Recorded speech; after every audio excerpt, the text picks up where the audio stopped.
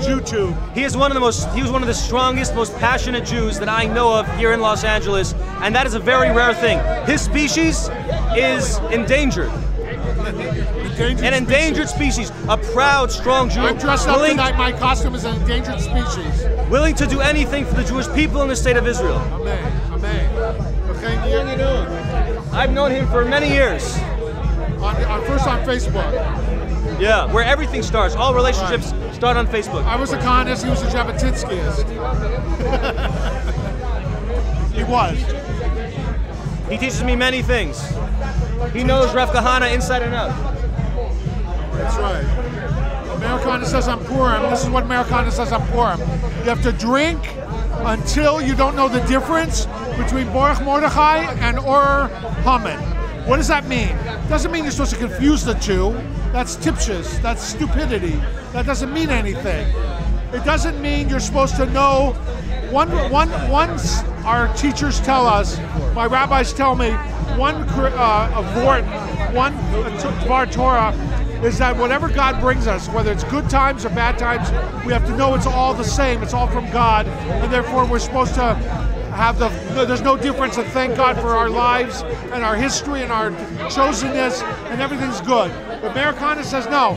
It means you're supposed to look at when we have good times and we're celebrating and we have the positive mitzvahs that we have to do them with relish, and we're excited and on fire to do the Sukkah or Purim or Hanukkah or Pesach.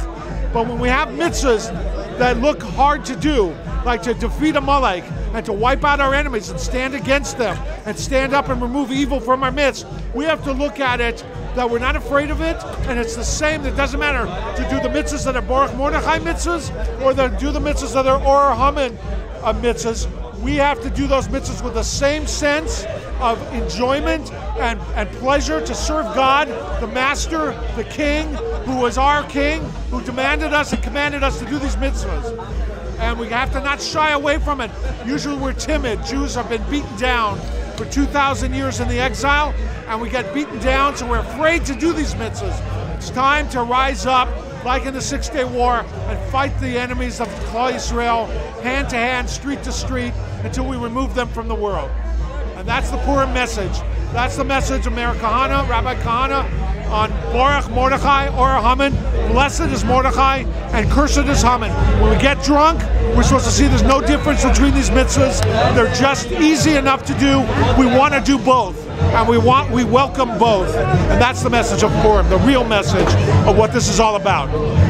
So when they had to go and defeat Amalek and wipe them off the face of the earth, they did it with the same commitment that they ran to do tshuva and learn Torah and go back to Eretz Yisrael and build the Beis Mikdash. They did both sides of the equation, the building part and the destroying part. First you have to destroy evil, then you can build the good.